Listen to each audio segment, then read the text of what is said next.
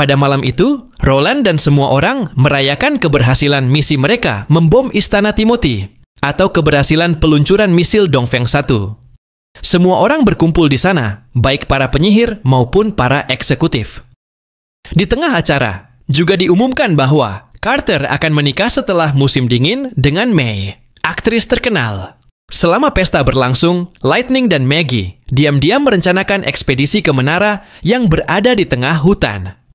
Keesokan harinya, mereka berdua berangkat menuju hutan tempat menara terbengkalai. Mereka sangat berhati-hati karena sebelumnya Lightning menemukan keberadaan iblis di sana. Di dalam menara, Lightning menelusuri sendirian hingga tiba-tiba mendengar suara orang meminta tolong. Ia yang ketakutan segera keluar, menarik Maggie, dan mengajaknya masuk kembali. Mereka mendekati sumber suara dengan penuh kewaspadaan. Lightning mengeluarkan pistolnya, dan ternyata ada beberapa iblis di sana. Para iblis itu mengelilingi sebuah bongkahan es sebesar tubuh manusia. Setelah diperhatikan lebih saksama, mereka menyadari bahwa di dalam es itu terdapat seorang wanita yang membeku. Namun suara minta tolong masih terdengar. Mereka merasa harus menolongnya, meskipun awalnya khawatir dengan banyaknya iblis. Namun, setelah didekati, ternyata para iblis itu telah membatu. Kemungkinan besar sudah beratus-ratus tahun lamanya. Mengenai identitas wanita di dalam es, mereka bingung berapa lama ia telah membeku dan berspekulasi bahwa ia mungkin seorang penyihir. Maggie mencoba memecahkan es tersebut, tetapi es itu sangat keras.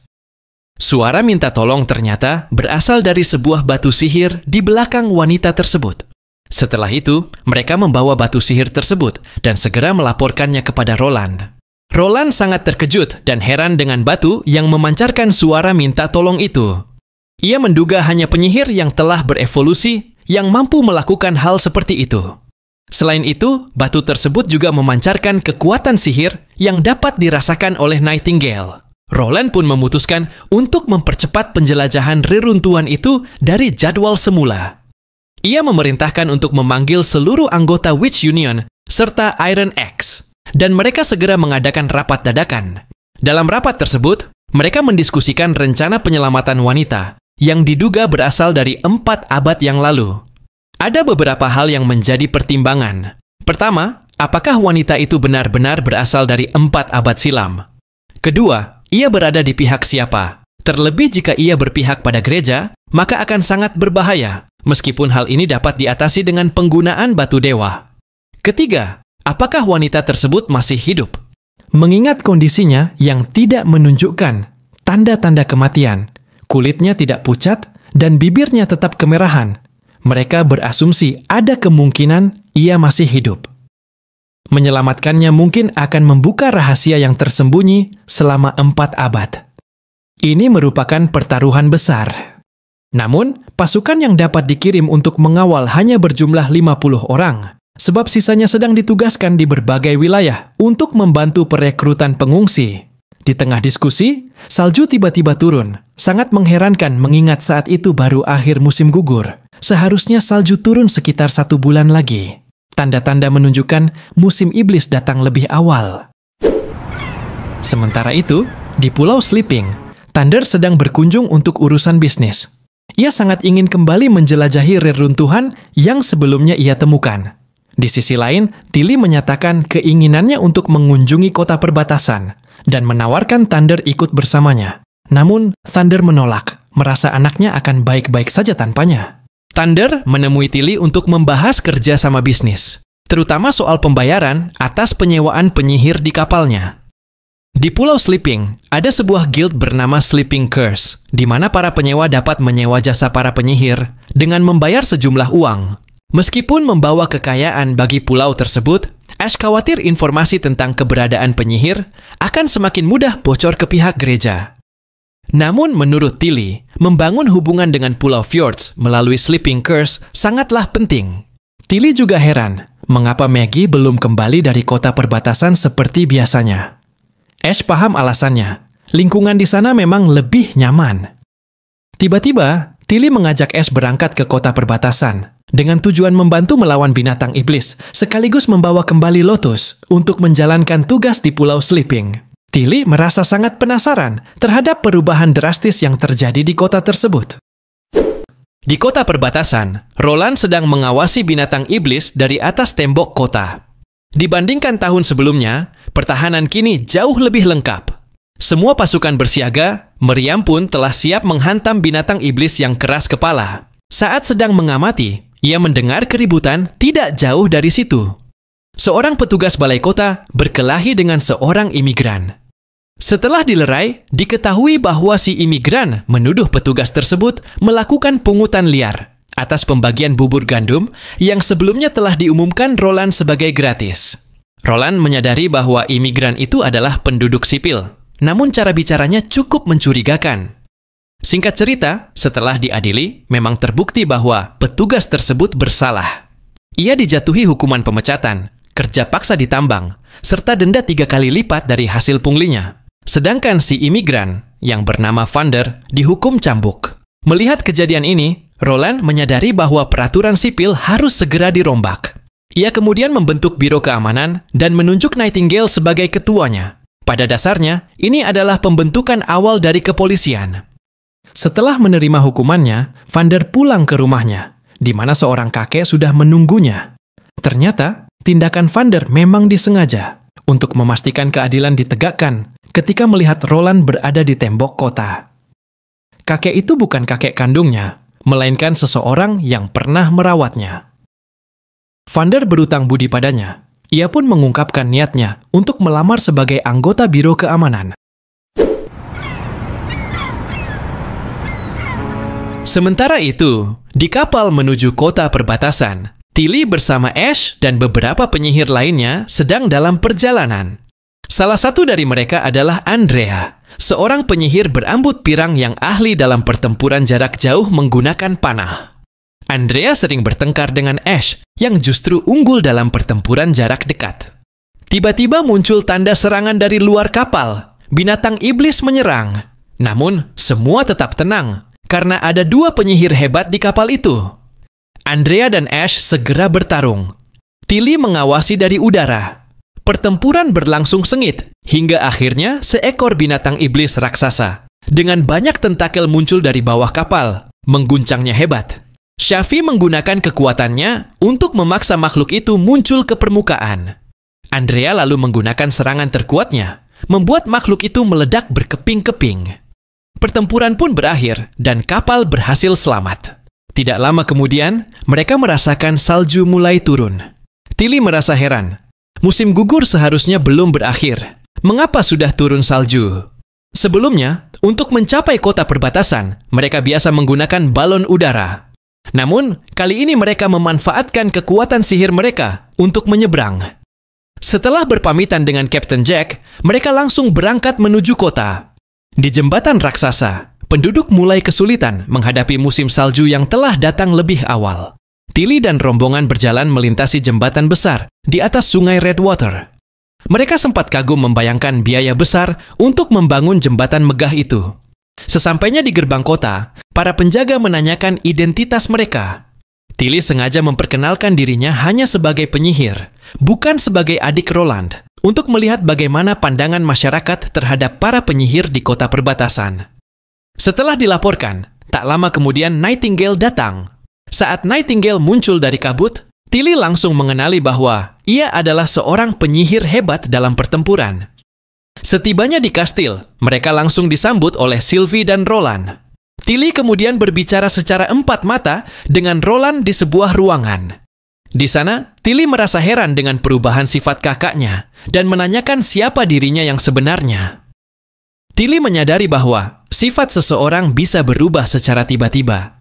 Tetapi kemampuan pengetahuan tentang mesin uap, revolver, meriam, dan lain-lain tidak mungkin diajarkan oleh guru di istana dahulu. Roland lalu menjelaskan semuanya sejak awal, mulai dari saat ia menyelamatkan Anna hingga menerima mimpi berisi berbagai ilmu pengetahuan modern.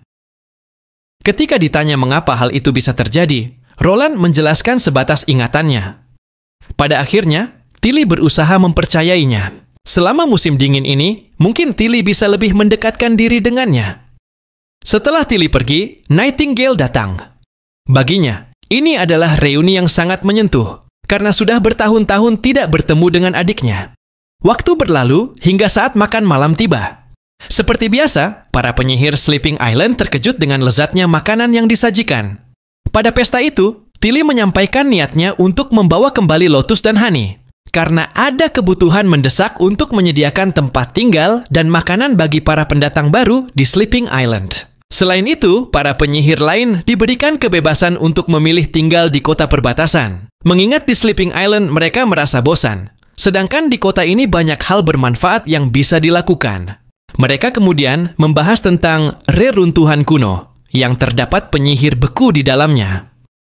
Awalnya Roland ingin mengirim sekelompok prajurit melalui jalur darat untuk melakukan penyelamatan, namun salju yang tebal membuat rencana itu merepotkan. Akhirnya diputuskan untuk menggunakan balon udara, mengingat pengalaman sebelumnya. Meski begitu, Roland tetap khawatir terhadap bahaya di perjalanan. Untungnya, kini ada Ash yang ahli dalam pertarungan jarak dekat, Shafi yang mahir dalam perlindungan, serta Andrea yang unggul dalam pertarungan jarak jauh. Dengan mereka, ekspedisi kali ini dipastikan lebih aman. Sementara itu, di kota suci Hermes, semua orang sedang memantau pertahanan melawan binatang iblis dari atas tembok. Tahun ini, musim salju turun 1 bulan lebih cepat, yang berarti peperangan besar akan terjadi dalam waktu kurang dari 10 tahun. Uskup Maine merencanakan untuk menyatukan seluruh kerajaan dalam 2 tahun pertama, lalu membentuk tentara penghakiman dalam 8 tahun berikutnya. Namun, tiba-tiba terdengar tiupan terompet panjang sebanyak 3 kali, menandakan bahaya tingkat tinggi. Ketika diperiksa, ternyata muncul iblis bertanduk yang bentuknya menyerupai Minotaur dalam kitab suci. Iblis ini seharusnya baru muncul 5 tahun sebelum peperangan besar, namun kenyataannya kemunculannya dipercepat. Keesokan paginya, Lotus dan Honey bersiap kembali ke Sleeping Island. Sebagai ucapan terima kasih, Roland memberikan hadiah kepada mereka. Saat membuka hadiah itu, Lotus awalnya mengira isinya pakaian dalam seperti sebelumnya. Tetapi ternyata, itu adalah syal. Honey menerima sebuah cermin film. Mereka mengakui bahwa kota perbatasan adalah tempat yang nyaman dengan air bersih, makanan berlimpah, dan tempat tidur yang empuk. Selanjutnya, untuk ekspedisi ke Menara Kuno, Roland khawatir akan keselamatan Tilly bila ia ikut. Namun Tilly menenangkan Roland dengan memperlihatkan mekanisme pertahanan menggunakan batu sihir. Roland penasaran apakah batu tersebut bisa digunakan bersamaan dengan jenis lain, tetapi ternyata tidak bisa. Selain itu, mereka membahas sejarah gereja. Tilly menduga gereja berusaha membentuk pasukan penyihir sendiri, sehingga mereka juga membutuhkan batu sihir. Ia juga menyimpulkan bahwa konsep ketuhanan yang diajarkan gereja tidak memiliki dasar kuat dibandingkan dengan konsep 3 dewa leluhur kuno. Roland kemudian memikirkan kemunculan gereja secara tiba-tiba, sambil membandingkannya dengan konsep agama di dunia lamanya, seperti penciptaan manusia, karma, reinkarnasi, dan sebagainya yang semua itu menggambarkan kekuasaan Tuhan. Saat itu, Kyle dan muridnya datang untuk melaporkan keberhasilan menciptakan sistem produksi asam nitrat dalam skala besar. Penjelasan gamblang diberikan oleh murid Kyle yang menjadi tokoh utama dalam proyek ini. Roland sangat gembira mendengarnya. Proyek berikutnya adalah produksi zat yang sangat berbahaya dan sensitif, yaitu nitrogliserin. Sekarang kunci seni ada di tanganku, gumam Roland. Sementara itu, Tilly dan kawan-kawan berjalan-jalan di kota. Mereka heran melihat penduduk tetap semangat bekerja meski musim dingin. Andrea seperti biasa berdebat, namun Sylvie menengahi. Ia menjelaskan bahwa di kota ini, harga gandum murah, kayu bakar melimpah, dan jika sakit ada lili yang mampu menyembuhkan. Andrea bingung bagaimana harga gandum bisa murah di musim dingin. Sylvie menjelaskan bahwa hanya balai kota yang boleh membeli dan menjual gandum. Gandum dibeli dari petani dengan harga tinggi, lalu diproses dan dijual kembali dengan harga yang masih terjangkau masyarakat. Selain itu, petani diberi kebebasan untuk menjual atau tidak. Jika mereka menjual, mereka berkesempatan dipromosikan menjadi warga merdeka. Inilah alasan mengapa semangat hidup penduduk sangat tinggi. Tiba-tiba, alarm tanda serangan binatang iblis berbunyi. Di sisi lain, tim meriam bersiap-siap sambil membicarakan perekrutan tim elit baru. Vanner pernah mendengar dari Iron X bahwa tim ini akan menjadi unit meriam khusus di kapal perang. Mereka akan memilih orang dengan akurasi tinggi, dan nama kapal perang nantinya akan diambil dari nama orang yang berprestasi luar biasa. Binatang iblis mendekat, kali ini berupa makhluk hibrida, antara kura-kura berduri dan serigala. Andrea dan Ash memperhatikan para prajurit menembakkan senapan mereka. Meski senjatanya bagus, akurasi mereka masih rendah, yang wajar mengingat latar belakang mereka sebagai petani, penambang, dan pemburu yang baru berlatih selama 6 bulan. Sylvie menjelaskan cara kerja senapan tersebut secara rinci. Saat makhluk hibrida mendekati tembok, Andrea bersiap tampil. Namun, makhluk itu dihancurkan sebelum ia sempat bertindak. Pada malam harinya, Andrea termenung saat makan malam. Ia kesal karena tidak sempat unjuk gigi, meski makanan yang disantapnya, mulai dari jamur panggang, sup segar, hingga roti es krim, terasa sangat lezat. Keesokan harinya, operasi penyelamatan dimulai. Penyihir yang berangkat adalah Lightning, Ash, Sylvie, Maggie, Tilly, Wendy, Andrea, Anna, Nightingale, dan Chevy. Dalam perjalanan, Ash menceritakan bahwa ia pernah menyabotase tugas Theo yang menyebarkan rumor tentang keberadaan Witch Union di kota perbatasan. Ini sebabnya tidak ada penyihir yang datang langsung ke kota itu. Setelah perjalanan panjang, mereka tiba di lokasi tujuan. Namun menara kuno yang dilaporkan Lightning sudah hilang, meninggalkan lubang besar. Menara tersebut tampaknya ditelan tanah. Sylvie mendeteksi adanya cacing raksasa yang memakan menara. Setelah menentukan siapa yang turun, Lightning, Maggie, Sylvie, Ash, Chevy, dan Tilly segera masuk ke dalam lubang, sementara yang lain berjaga di atas. Di bawah tanah, mereka melanjutkan penjelajahan lorong, dan akhirnya menemukan cacing tersebut.